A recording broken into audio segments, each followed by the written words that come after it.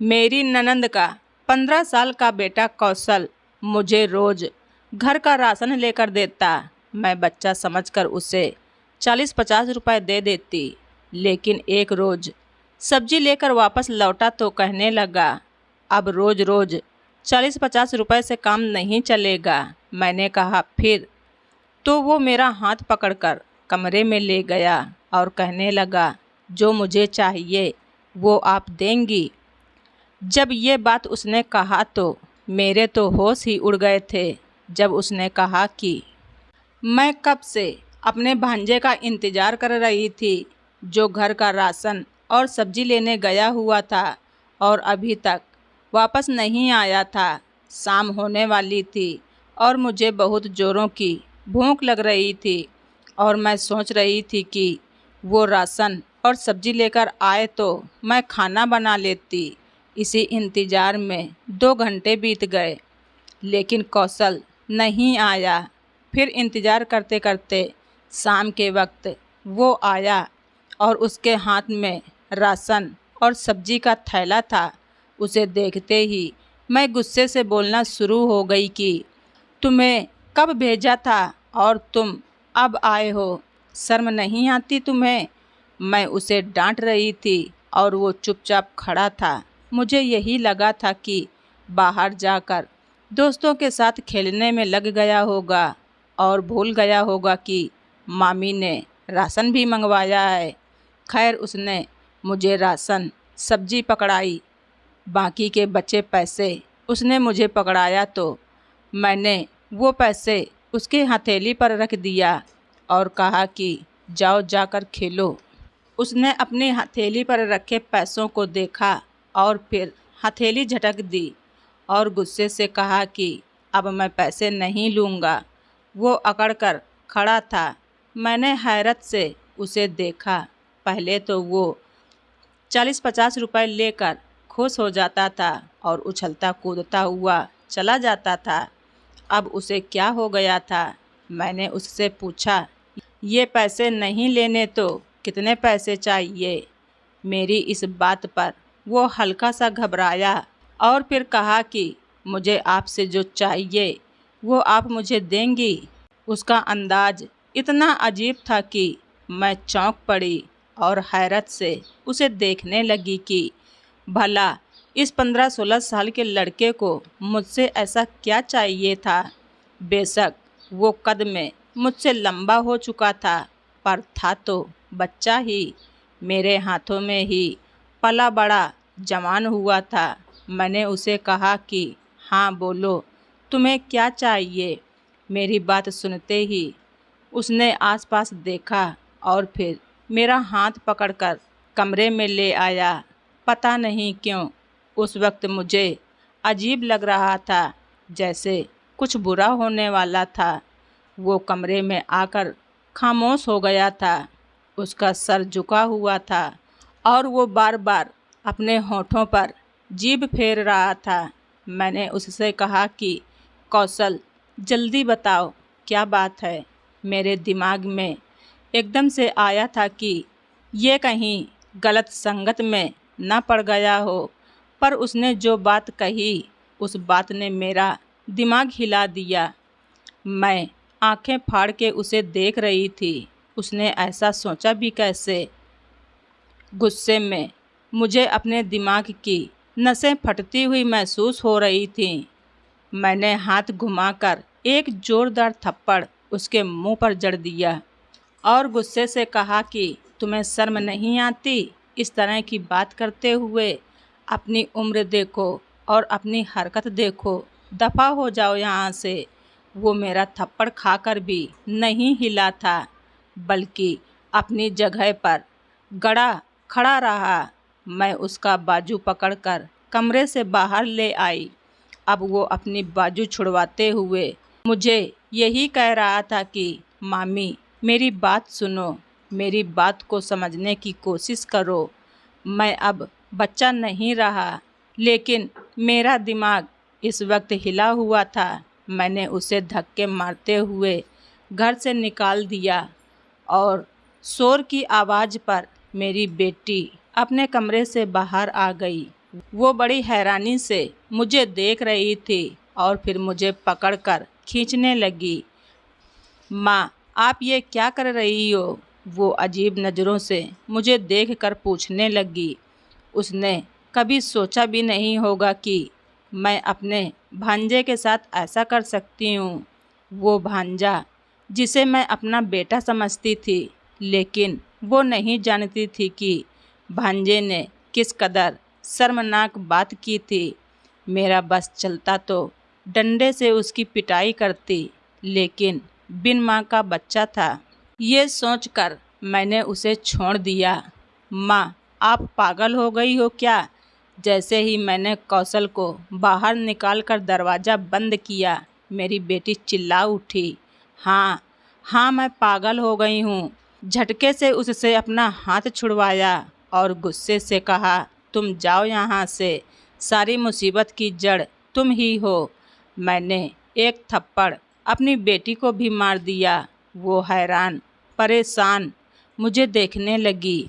तलाक लेकर मेरे सर पर बैठ गई हो, अपना घर भी नहीं बसा सकी, यहाँ मुझे परेशान कर रही हो। मैं गुस्से से बड़बड़ा रही थी, जबकि मेरी बेटी हैरानगी से मेरी तरफ देख रही थी। उसकी आंखों में आंसू आ चुके थे, पर मैं तो इस कदर गुस्से में थी, उसकी तरफ ध्यान ही नहीं दिया। वो कुछ देर तो खड़ी रोती रही, फिर भागकर अपने कमरे में चली गई। जाते ही कुंडी लगा ली। मैं थक हार कर चारपाई पर बैठ गई। मेरा दिमाग बुरी तरह से खराब हुआ था और अभी तक समझ में नहीं आया था कि क्या हुआ है मुझे। लेकिन मैं इतना ज़रूर जान गई थी कि 15 साल का भांजा अब बच्चा नहीं रहा और मेरी बेटी, हाँ, वो हर बुराई की जड़ थी। और मेरी छोटी ननंद विधवा होकर मेरे घर हमेशा हमेशा के लिए आ गई थी। ननंद और मेरे पति की आपस में न बनने की वजह से हमारे घर अलग अलग थे और हम महीने में कभी कभी ही मिलते थे। शादी के 10 महीने बाद ही मेरे घर बेटी पैदा हुई थी, जबकि मेरी ननंद के बच्चा नहीं था, लेकिन उनकी शादी के 6 साल बाद बेटा हुआ था। उनके बेटा पैदा होते ही मेरे नंदोई का कार एक्सीडेंट में मौत हो गई थी और ननंद हमारे पास अलग घर में रहती थी। और फिर समय ऐसा ही गुजरता गया। कुछ समय बाद मेरी ननंद बीमार रहने लगी थी। मेरी बेटी बहुत सुंदर थी। स्कूल के दिनों से ही उसके रिश्ते आने शुरू हो गए थे और जैसे ही वो 18 साल की हुई, मैंने उसकी शादी कर दी। लेकिन बदकिस्मती से मेरी बेटी माँ नहीं बन पाई। उसका हर जगह से इलाज करवाया और फिर मेरे दामाद ने उसे तलाक दे दिया और कहा, ये तो बांझ है, इसको अपने पास ही संभाल कर रखो। जिस दिन मेरी बेटी का तलाक हुआ, उसी दिन मेरी ननंद भी भगवान को प्यारी हो गई। मुझ पर तो जैसे गमों का पहाड़ ही टूट पड़ा था। बेटी और ननंद दोनों का गम बहुत बड़ा था। ननंद की मौत के बाद मेरे पति का दिल थोड़ा नरम पड़ गया और भांजा मेरे घर आने जाने लगा। अब मैं उसे अपना बेटा ही समझती थी। वो खाना भी हमारे घर पर ही खाता था, बाहर का सारा काम वही करता था। वो अपने घर सिर्फ सोने के लिए ही जाता था। उसका वहाँ दिल नहीं लगता था। माँ की याद उसे सोने नहीं देती थी। पिछले 7 साल से कौशल हमारे घर आ जा रहा था। वो मेरे लिए मेरे सगे बेटे जैसा था। इस दौरान मेरी बेटी के काफ़ी रिश्ते आए, पर सभी बांझ का लगा धब्बा सुनकर रिश्ता नहीं करते। अब अगर कोई रिश्ता आता तो किसी उम्रदराज आदमी का, जिसके 2-3 बच्चे होते। मेरी बेटी अभी इतनी गैर गुजरी नहीं थी कि वो किसी की नौकरानी बन जाती। 23 साल की उम्र थी उसकी और खूबसूरत तो अब वो पहले से भी ज़्यादा थी। उसके रिश्ते को लेकर बहुत परेशान थी, पर आज कौशल ने जो बात की उससे तो मेरा दिल ही दहल गया था। दरअसल उसने मुझे कमरे में ले जाकर ये कहा था कि मामी, अपनी बेटी की शादी मुझसे कर दो। मैं अब बच्चा नहीं रहा और उसकी इस बात ने मुझे हिलाकर रख दिया था। वो वाकई में बच्चा नहीं रहा था। न जाने कब उसने मेरी बेटी को इस नज़र से देखना शुरू कर दिया था। मुझे तो पता ही नहीं चला। मेरी बेटी तो उसे अपना भाई ही समझती थी। अब मैं उसे घर से धक्के देकर निकाल चुकी थी और मुझे लगता था अब वो कभी पलटकर यहाँ नहीं आने वाला था। एक पल को सोचा कि खूब बैठकर रोऊं और अगल बगल के लोगों को बताऊं, लेकिन उसमें भी मेरी बेटी की बदनामी होती और सब लोग यही कहते कि तुम्हारी बेटी ने ही तुम्हारे भांजे पर डोरे डाले होंगे। अब मैं सोच में पड़ गई कि मैं अब क्या करूं। मैं सर पकड़कर बैठ गई। पति भी आने वाले थे। इसी कसम में उठकर मैंने खाना बनाया। मेरी बेटी अभी तक नाराज़ थी। उसने दरवाज़ा नहीं खोला था। मुझे भी उस पर गुस्सा था। मैंने भी उसे नहीं बुलाया। खैर, पति आए तो मैंने उन्हें खाना दिया और आज जो भी हुआ उन्हें सब बता दिया, ताकि बाद में कोई ऐसी वैसी बात हो तो वो मुझ पर गुस्सा ना करें कि मैंने उन्हें कुछ नहीं बताया। वो खामोशी से मेरी बात सुन रहे थे और आखिर में बोले कि लड़का अभी छोटा है, वरना तो सब ठीक था। मैंने हैरानी से अपने पति की तरफ देखा और गुस्से में कहा कि आपका दिमाग तो खराब नहीं हो गया है? क्या आप भूल गए हैं कि आपकी बहन की फितरत कैसी थी? मेरे पति ने भी जवाब दिया। उन्हें भी गुस्सा आया हुआ था। मैं खामोश हो गई। जानती थी वो भी इतने ही परेशान है जितना कि मैं हूँ। अभी थोड़ी देर ही हुई थी कि अचानक दरवाजे पर ज़ोर ज़ोर से आवाज़ आनी शुरू हो गई। कोई पागलों की तरह दरवाज़ा पीट रहा था।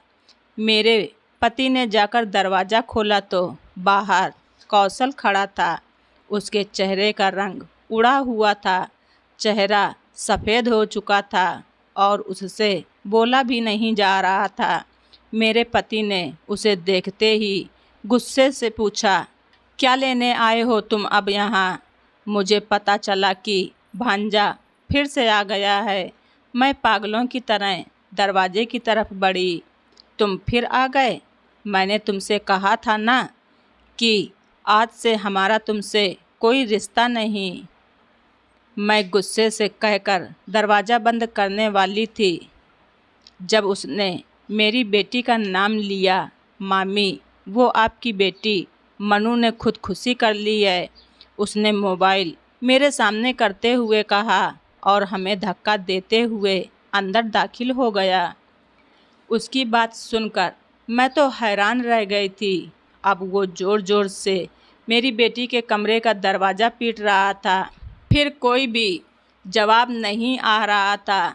उसकी हालत बहुत ख़राब हो चुकी थी, जबकि मैं तो फटी निगाहों से उसे देख रही थी। भला बेटी खुदकुशी क्यों करेगी? मेरे पति और भांजे ने मिलकर दरवाज़ा तोड़ दिया और अंदर मेरी बेटी बेहोशी की हालत में पड़ी थी। उसके मुंह से झाग निकल रहा था।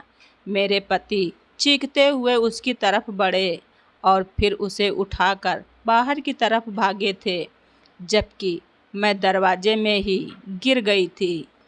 ये तुमने क्या कर लिया मेरी बच्ची? मेरे अंदर ममता का एहसास जागा था। क्यों किया तुमने ऐसा? मैं अब रो रो कर चीखें मार रही थी। वो दोनों उसको लेकर जा चुके थे और मैं खाली हाथ बैठी रह गई थी। थोड़ी ही देर में मोहल्ले की औरतें इकट्ठा हो चुकी थीं।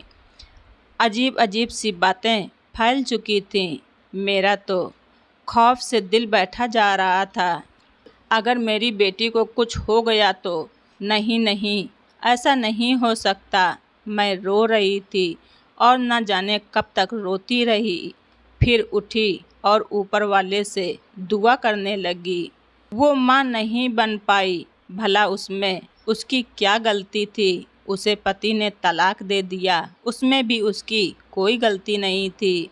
वो मेरी एकलौती बेटी थी, जान से ज़्यादा प्यारी थी। लेकिन जब से उसे तलाक हुआ था, लोगों की बातें सुन सुनकर वो मुझे बोझ लगने लगी थी।